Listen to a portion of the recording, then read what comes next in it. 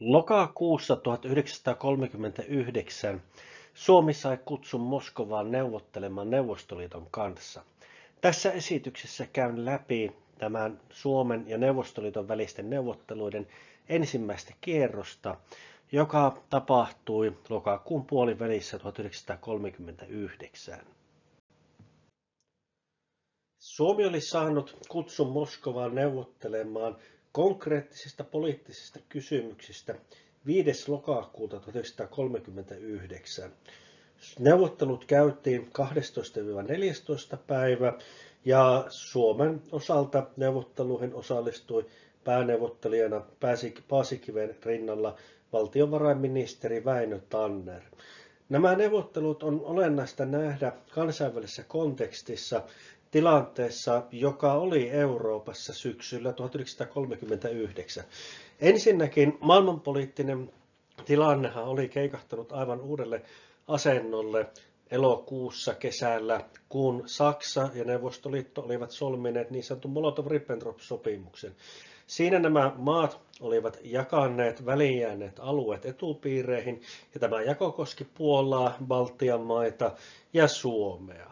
Syyskuussa toinen maailmansota alkoi, kun Saksa hyökkäsi Puolaan ja hiukan myöhemmin perässä seurasivat venäläiset joukot. Taistelut Puolassa loppuivat lokakuun alussa ja siinä samassa vaiheessa sitten myöskin painostus Baltian maita kohtaan alkoi voimistua. Tämä Neuvostoliiton ja Saksan tekemä jako, se vahvistettiin syyskuun lopulla, kun nämä maat tekivät ystävyys- ja rajasopimuksen, jossa sitten täsmennettiin tätä Molotov-Ribbentrop-sopimusta sillä tavalla, että siinä merkittiin sitten tarkalleen tämä Puolan jako, ja vielä Liettua siirtyi sitten Neuvostoliiton etupiiriin. Neuvostoliitto aloitti painostuksen Baltian maita kohtaan ja sai näiltä tiristettyä lokakuun toiseen viikkoon mennessä sopimukset, joissa ne lupasivat päästää maiden alueelle neuvoston joukkoja sekä sitten neuvostoliittolaisten tukikohtien perustamisen. Virallisena syynä tälle oli se, että Neuvostoliitto ikään kuin turvasi sitten näiden Baltian maiden aseman ja lähetti sinne sitten joukkoja, mutta kuten tiedämme, niin tämähän oli ensimmäinen askel kohti sitten varsinaista miehitystä ja kesällä 40 sitten nämä maat myös liitettiin Neuvostoliittoon. Saksa ja Neuvostoliitto olivat tosiaan syyskuun sopimuksessa Puolan jakaneet ja taistelut siellä sitten päättyivät.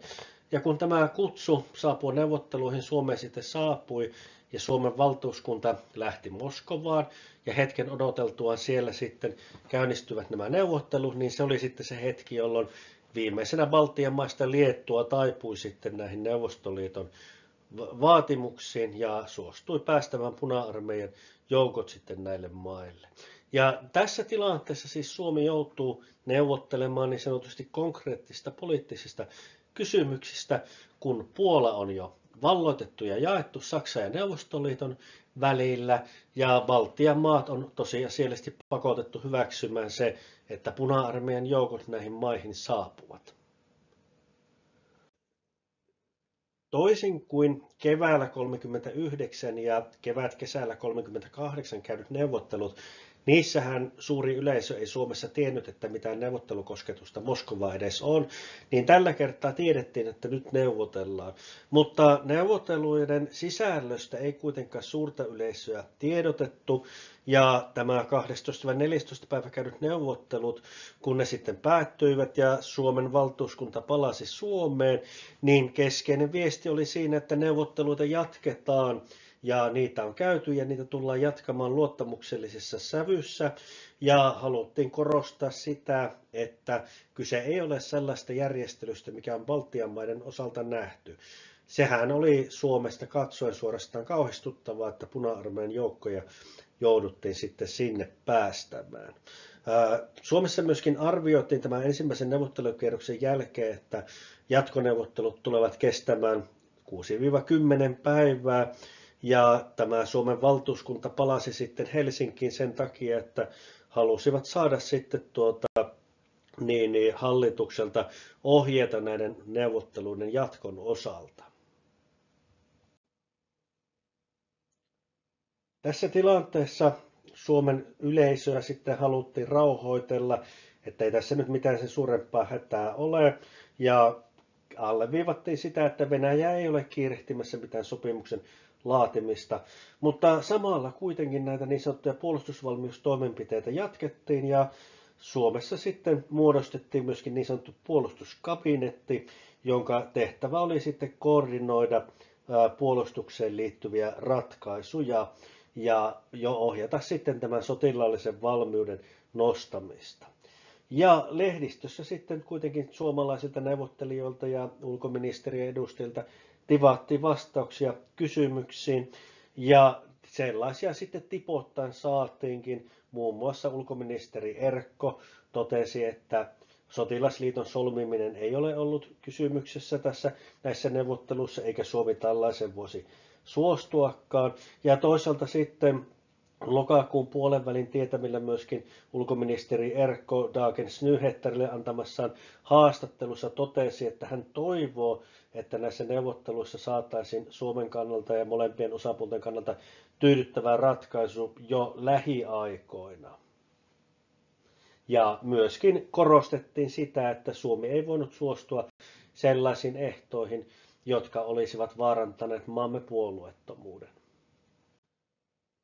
Neuvotteluiden jälkeen 15. lokakuuta Suomen ulkoministeri Elias Erkko oli pitänyt radiopuheen, joka oli lähetetty Sveitsin kautta laajalti Yhdysvaltoihin. Se oli kerännyt paljon huomiota.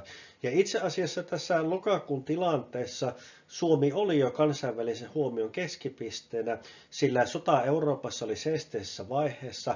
Saksa valmistautui syys-lokakuussa hyökkäykseen lännessä, mutta suuria taisteluita ei käynyt. Diplomaattisella rintamalla tiukka tilanne oli nimenomaan pohjoisessa ja Suomen ja Neuvostoliiton välillä. Niin Pohjoismaat kuin Yhdysvallatkin antoi diplomaattista tukea Suomelle ja tukivat maamme puolueettomuutta. Ja silloin kun Neuvostoliitto ja Suomi Moskovassa neuvottelivat 12.14.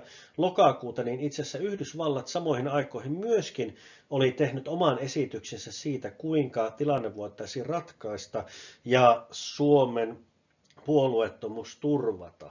Huomioarvoissa on myös se, että tässä tilanteessa Suomeen oli tullut suuria määriä kansainvälisiä toimittajia, ja kun Suomen valtuuskunta sitten oli ensimmäisen neuvottelukierroksen käynyt, niin siellähän sitten kyllä oltiin kysymässä Suomen poliittiselta johdolta ja ulkoasiainministeriön edustajilta, että mikä tämä homma oikein on. Neuvotteluiden yksityiskohdistahan tosiaan julkisuudessa levisi lähinnä vain erilaisia huhuja, milloin puhuttiin Ahvenanmaan linnoittamisesta, milloin siitä, että Neuvostoliitto haluaisi myöskin Suomeen tuoda joukkoja ja sotilastukikohtia ja milloin mitäkin. Lähinnä huhut velloivat ja sieltä oli mahdoton erottaa, että mikä tässä nyt on totta milläkin todennäköisyydellä. Ja niinpä monet Suomen poliittisen johdon merkkihenkilöt sitten antoivat ja joutuivat antamaan haastatteluita kansainväliselle lehdistölle. Ja ohessaan lukaisempaa uutisesta, joka kertoo siitä, kuinka ulkoministeri Elias Erkko oli kommentoinut United Pressin kirjeenvaihtajan haastattelussa näitä neuvotteluita ja Suomen tilannetta. Ulkoministeri Erkko on myöntänyt United Pressin kirjeenvaihtajalle haastattelun, jossa hän ilmaisi luottamuksensa siihen, että onnistutaan saamaan suomalais-venäläinen kysymys rauhalliseen ratkaisuun lähipäivien kuluessa. Suomi on tekevä minkä suinkin voi säilyttääkseen rauhan, ja vakaumukseni on, että neuvostohallituksella Suomen suhteen on sama halu. Sitä lähinnä ulkoasiainministeri Erkko korosti. Mikään puolustusliitto, ei mikään liittomuoto toisen vallan kanssa Suomen osalta voi tulla kysymykseen kokonaan katsomatta siihen, mihin sellainen liitto tähtäisi. Ratkaisevaa on, että liitto on ristiriidassa puolueettomuusperiaatteen kanssa. Suomella on hyökkäämättömyyssopimus Venäjän kanssa. Moskovassa parhaillaan käytävien neuvotteluiden johdosta ulkoministeri lausui, että kysymykset ovat niin arkaluontoista laatua, että ainoastaan vain muutamat henkilöt, 4 hallituksen jäsentä sekä presidentti ja yleisesikunnan päällikkö tietävät ne ehdotukset, jotka nyt Venäjän taholta on Suomelle tehty. Koskematta niitä asioista, joista Moskovassa neuvotellaan, ilmaisi ulkoministeri, että toiveet hänen käsityksensä mukaan eivät olleet synkkiä. Ministeri Erkko ilmoitti, että Suomi on ryhtynyt laajasuuntaisiin toimenpiteisiin kaikkien mahdollisuuksien varalta. Koska Helsinki on meren rannalla ja linnoitusalueella, on hallitus ryhtynyt valmisteluihin voidakseen siirtää olopaikkansa toisaalle, jos olosuhteet sitä vaativat. Hyvällä tahdolla päästään Moskovassa molempia puolia tyydyttävään tulokseen. Näin kommentoi ulkoministeri Erkko United Pressin kirjeenvaihtajalle. Neuvostoliiton vaatimuksista ei suuri yleisö, eikä edes itse asiassa suurin osa Suomen poliittisesta johdosta tiennyt höykäsen pöläystäkään lokakuun puolenvälin tiennoilla. Mutta mitä Neuvostoliitto oli vaatinut, niin se oli vaatinut rajakorjauksia, Suomenlahden saarten hallinnan siirtoa ja koko joukkoa muita seikkoja, mutta Suomen puolustuksen näkökulmasta kriittinen oli vaatimus, jonka Neuvostoliitto oli jo esittänyt ensimmäisellä neuvottelukierroksella, nimittäin merkittävä rajatarkastus Karjalan kannaksella. Tämä rajatarkastus oli sellainen, että Neuvostoliitto perusteli sitä sillä, että näin raja saataisiin kauemmaksi Leningradin eli Pietarin kaupungista ja sitä kautta tällainen sotilaallinen puolustautuminen heille paremmalle tolalle. Mutta kun tätä katsottiin sitten Helsingistä katsoen, niin tämä tällainen rajakorjaus olisi käytännössä ohittanut Suomen Karjalan kannaksen linnoitteet. Tällainen rajakorjaus olisi johtanut tilanteeseen, jossa sotilaallinen puolustautuminen Suomen näkökulmasta suorastaan Suomen Lukon kaltaisella alueella olisi muuttunut äärimmäisen vaikeaksi ja tosiasiallisesti jopa mahdottomaksi. Tällaisiin vaatimuksiin ei Moskovaan lähetetty delegaatio tietenkään voinut suostua ja palasi sitten tällaisten terveisten kanssa Suomeen. Tosin haluan edelleenkin alleviivata, että suuri yleisö ei tästä tiennyt mitään. Mutta poliittisesti oli mahdotonta tällaisessa tilanteessa suostua ratkaisuihin, jotka olisivat johtaneet merkittäviin aluemuutoksiin. Tällaistähän pidettiin laajasti Suomen perustuslain vastaisena ja muutenkin mieliala oli sellainen, että mihinkään ei haluttu suostua. Ja toisaalta sitten tällaisen rajakorjauksen vaikutukset maanpuolustukselle olisivat olleet jopa katastrofaaliset Karjalan kannaksen puolustuksen osalta. Olennainen lopputulema kuitenkin Moskovan neuvotteluiden ensimmäisen kierroksen osalta oli se, että kirvestä ei kaivoon nakattu. Vielä oli tarve jatkaa neuvotteluita ja oli uskoa siihen, että jonkinmoinen kompromissi voitaisiin löytää. Tuttuun tapaan tässä sitten taas videoita, jotka liittyvät aikakauteen. Kiitoksia mielenkiinnosta. Laittakaa kanava seurantaan.